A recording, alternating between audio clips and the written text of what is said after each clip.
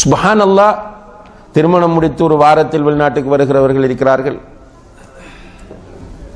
மனைவி கன்சீவானதற்கு பிறகு வெளிநாட்டுக்கு வருகிறார்கள். குழந்தை வரும்போது ஊரில் இல்லை. தான் பெற்ற பிள்ளையை பார்ப்பதற்குரிய வாய்ப்பில்லாமல் வெளிநாட்டில் இருக்கிறார்கள். தாயினுடைய மௌத்துக்கு போக முடியாமல் வெளிநாட்டில் இருக்கிறார்கள். தந்தையினுடைய ஜனாசாவில் கலந்து கொள்ள முடியாத நிலையில் வெளிநாட்டில் இருக்கிறார்கள். இன உறவுகளை மிஸ் பண்ணிவிட்டு வெளிநாட்டில் இருக்கிறார்கள். எல்லாம் எதுக்கு? பணம். இந்த பணத்தால் என்ன செய்ய முடியும்? பணத்தை கொண்டு என்ன செய்ய முடியும்? மேக்சிமம் சொல்லுங்கள். சாப்பிடலாம், உடுக்கலாம், ஒரு ஹோட்டல்ல போய் தங்கலாம், ஏதாவது ஒரு போனை வாங்கலாம், அல்லது ஒரு பொருளை வாங்கலாம். நமக்கு ஒரு நோய் வந்து விட்டால் அல்லாஹ் பாதுகாக்க வேண்டும். டாக்டர்கள் கை விரிக்கும் போது எங்க போக பார்க்கிறோம்? எங்களால் முடியாது என்று ஒரு டாக்டர் சொல்லிவிட்டால் அடுத்தது என்ன சகோதர சகோதரிகளே? நம்முடைய பணம் என்ன பண்ணும்? பெரிய மல்டி பில்லியனர், ட்ரில்லியனர், நிறைய சொத்துக்கள் இருக்கிறது. என்ன செய்வார்? ஒன்றும் செய்ய முடியாது. ரியலாக நம்ம யோசிக்க வேண்டிய ஒரு இடம் இது. சஹாபாக்கள் அந்த அந்த கோணத்தில் தான் எல்லாவற்றையும் யோசித்தார்கள். அவர்களுடைய முழு லைஃபையும் அப்படியே யோசித்தார்கள். அப்துர் ரஹ்மான் இப்னு அவுஃப் ரலியல்லாஹு அன்ஹு அவர்கள் மக்காவிலிருந்து மதீனாவுக்கு வராங்க. மாஷா அல்லாஹ் பிசினஸ் பண்ணுகிறார், பெரிய கோடீஸ்வரனாக மாறுகிறார், நல்ல வசதி. ஆனால் அவர்கள் அடிக்கடி அழுதார்கள். எதுக்கு அழுதார்கள்? எனக்கு எல்லா இன்பங்களும் இந்த உலகத்தில் கொடுக்கப்பட்டு மறுமையில் அது தடுக்கப்பட்டு விடுமோ என்று பயந்தார்கள். உமர் இப்னுல் கத்தாப் ரலியல்லாஹு அன்ஹு அவர்கள் அல்ஹம்துலில்லாஹ் போதிய அளவு வசதியோடு இருந்தவர்கள், வறுமையில் இருக்கவில்லை. அவர்கள் கலீஃபாவாக இருக்கும்போது குத்தப்படுகிறார்கள். உயிருக்காக போராடி கொண்டிருக்கிறார். உடம்பிலிருந்து நிறைய பிளட் வெளியாகிவிட்டது. இந்த நேரத்தில் அவரை நலம் விசாரிப்பதற்கு நிறைய பேர் வந்து போய் கொண்டிருக்கிறார்கள். பக்கத்தில் மகன் அப்துல்லாஹ் இப்னு உமர் ரலியல்லாஹு அன்ஹுமா உட்கார்ந்துட்டு இருக்கிறார். ஒரு கட்டத்தில் தந்தை படுகிற அவஸ்தையை பார்த்து மகன் தந்தையினுடைய தலையை தூக்கி தன்னுடைய மடியில் வைக்கிறார். வாப்பா படுற கஷ்டத்தை பார்த்து மகன் தூக்கி மடியில் வைக்கும் போது உமர் ரலியல்லாஹு அன்ஹு அவர்கள் சொன்னார்கள், மகனினுடைய தலையை கீழே வையுங்கள் என்றார். உமர் ரலியல்லாஹு இப்னு உமர் கெஸ் பண்றார், இந்த மடி கம்ஃபர்ட்டா இல்லை, அதனால தான் தந்தை சொல்கிறார் என்று. தந்தை ஒரு தலையணை தரட்டுமா என்று கேட்டார். அதற்கு உமர் ரலியல்லாஹு அன்ஹு அவர்கள் சொன்னார்கள், மகனே, உன்னுடைய மடியும் வேண்டாம், தலையணையும் வேண்டாம், என்னுடைய தலையை நிலத்தில் வைத்து விடு. வைலி வ வைல உம்மி இல்லம் யர்ஹம்னி ரப்பி. எனக்கு, அதாவது என்னுடைய ரப்பு எனக்கு அன்பு காட்டாவிட்டால் எனக்கும் என்னுடைய தாய்க்கும் கேடுதான் என்று சொல்லி அந்த நேரத்தில் கண்ணீர் சிந்துகிறார். என்னால் அவர்கள் ஒவ்வொரு நிகழ்வையும் ஒவ்வொரு சந்தர்ப்பத்தையும் அவர்கள் மறுமையோடு தொடர்புபடுத்தித்தான் சிந்தித்தார்கள். நம்முடைய மனநிலை எப்படி இருக்கிறது என்றால், நான் நாளைக்கும் வாழுவேன், நாளை மறுநாள் வாழுவேன், நாளை மறுநாள் பரவாயில்லை, இன்னும் 25 வருஷத்துக்கு பிறகு நான் இருப்பேன். இந்த மனநிலையோடு தான் நம்ம வாழ்ந்து கொண்டிருக்கிறோம். ரசூல் ஸல்லல்லாஹு அலைஹி வஸல்லம் அவர்கள் சொல்லுகிறார்கள், ஒரு அடியான் அவருக்கு அல்லாஹு தஆலா இந்த உலக இன்பங்களை, இந்த உலகத்தில் நீண்ட காலம் வாழ்வதற்கும் உலக இன்பங்களை அனுபவிப்பதற்கும் அதே நேரத்தில் இதை விட்டு மறுமை வீட்டுக்கு செல்வதற்கும் என்று 2 தேர்வுகளை கொடுத்தார். இங்க இருக்கிறண்டா நீ இருக்கலாம், நீ மௌத்தாகி மறுமைக்கு போறண்டா போகலாம். ஆனால் அந்த அடியான் இந்த உலகத்தை தேர்வு செய்யவில்லை, மறுமையைத்தான் தேர்வு செய்தார் என்று சொன்னார்கள். இந்த செய்தியை சொல்லும் போது நிறைய சஹாபாக்கள் அந்த இடத்தில் உட்கார்ந்திருக்கிறார்கள். அபூபக்கர் சித்திக் ரலியல்லாஹு அன்ஹு அவர்களும் இருந்தார்கள். அவர்கள் கடுமையாக அழுதார்கள். மற்றவர்கள் கேட்டார்கள், அபூபக்கர் எதற்காக அழுகிறீர்கள் என்று சொன்னபோது நபிகள் நாயகம் ஸல்லல்லாஹு அலைஹி வஸல்லம் அவர்கள் சொல்லுகிற அந்த அடியான் வேறு யாருமல்ல அவர்தான் என்று. சுப்ஹானல்லாஹ். அவர்களுடைய பயிற்சி பாசறையில் வந்த அந்த சஹாபாக்கள் எந்த ஒரு விஷயத்தை எடுத்துக்கொண்டாலும் மறுமையோடு தொடர்புபடுத்தி பேசினார்கள், மறுமையோடு தொடர்புபடுத்தி பார்த்தார்கள், சிந்தித்தார்கள். அதனாலதான் அவர்கள் அல்லாதவர்களை அல்லாஹ் சொல்லும் போது யஅலமூன ஸாஹிரம் மினல் ஹயாத்தித் துன்யா வஹும் அனில் ஆখিরাতি காஃபிலூன், அவர்கள் உலக வாழ்க்கையின் வெளிப்படையான அம்சங்களை எல்லாம் நிறைய அறிகிறார்கள், ஆனால் மறுமையுடைய வாழ்க்கை சம்பந்தமாக அலட்சியமாக இருக்கிறார்கள். இப்ப ஈமானுடைய அகீதாவுடைய விஷயத்தில் இன்று நம்மிடம் மிகப்பெரிய, நம்மிடம் என்று நான் சொல்வது முஸ்லிம்களை, அல்ஹம்துலில்லாஹ் இங்கே உட்கார்ந்திருக்கிறவர்களில் பெரும்பாலானவர்களுக்கு அது பொருந்தாது. இதை கேட்டுக்கொண்டிருக்கிற நிறைய பேருக்கு இது பொருந்தாது. என்றால் அவர்கள், இப்ப நான் சொன்னேன், இந்த உலகம் நான் வாழக்கூடிய இந்த காலம் ஒரு பெரிய சோதனையான காலம், மேக்சிமம் ஃபித்னாக்கள் வெளிப்பட்டிருக்கிற காலம்,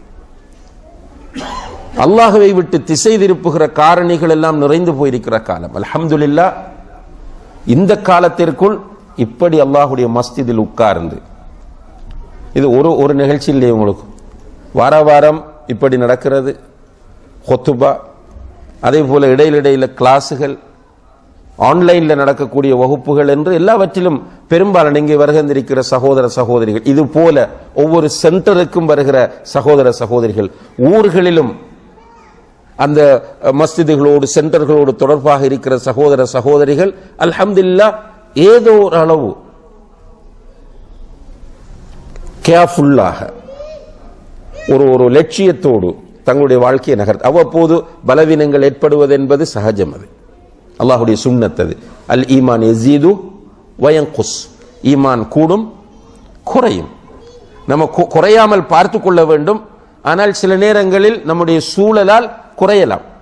அப்போது சில நேரங்களில் பாவங்கள் வரும், அதுக்கப்புறம் நம்ம உணர்வோம், தௌபா செய்வோம், அல்ஹம்துலில்லாஹ்.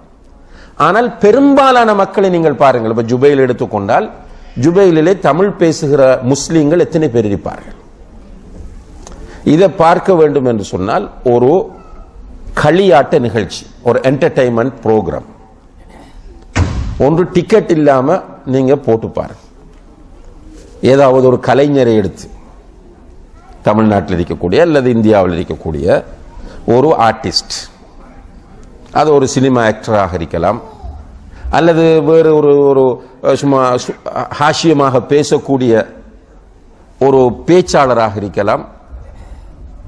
காசு எடுத்தாலே பெரிய கிரௌட் வரும், டிக்கெட் எடுத்தாலேயே பெரிய கிரௌட் பார்க்கிறோம், துபாயில பார்க்கிறோம், மற்ற நாடுகளில் பார்க்கிறோம், அப்படியே பெரிய அளவுக்கு கெதர் ஆகும் மக்கள்.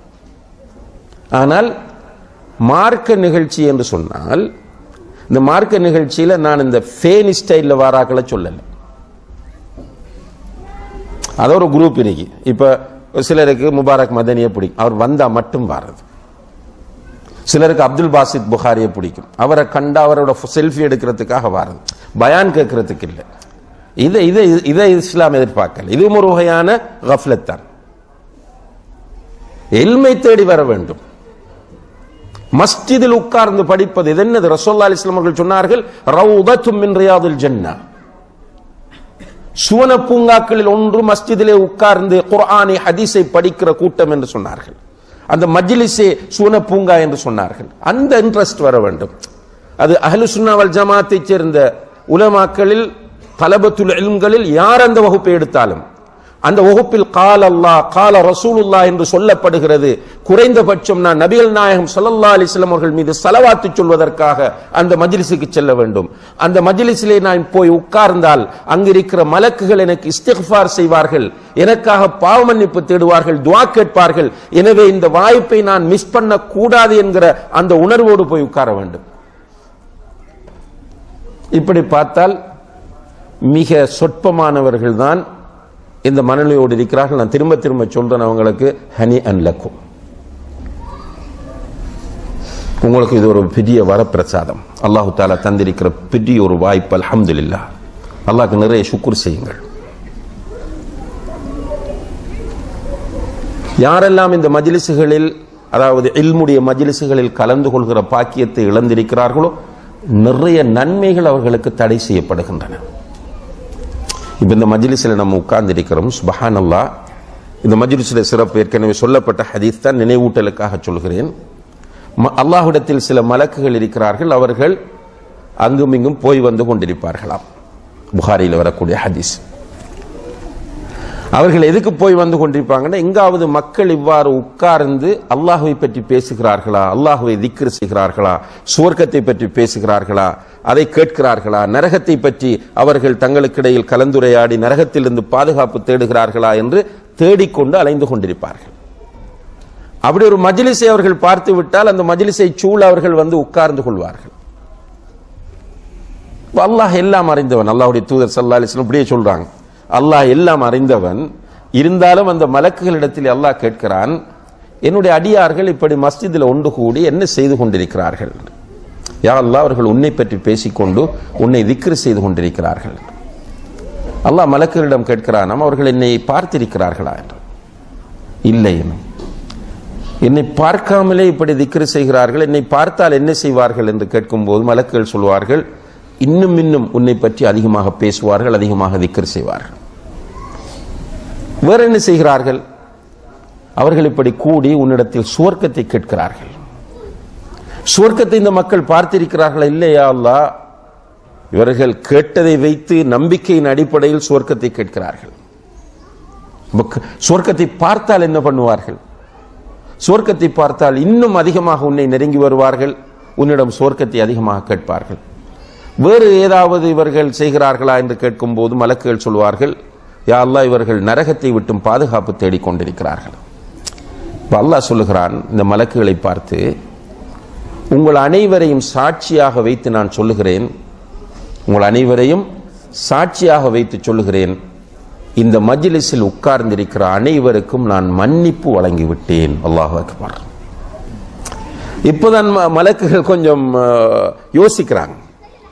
யோசித்து அவர்கள் பொதுப்படையாக நாம் சொல்லிவிட்டோம் என்ற பயத்தோடு அவர்கள் சொல்கிறார்கள், யா அல்லாஹ், இந்த மஜ்லிஸில் நாங்கள் சொன்னபடிதான் எல்லோரும் இருக்கிறார்கள், ஆனால் ஒருவர் உட்கார்ந்திருக்கிறார், அவர் இதுக்காக வந்தவர் அல்ல, உன்னை திக்ர் செய்வதற்காகவோ உன்னிடம் சுவர்க்கத்தை கேட்பதற்காகவோ உன்னிடமிருந்து நரகத்தை விட்டு பாதுகாப்பு தேடுவதற்காகவோ வந்தவர் அல்ல அவர்.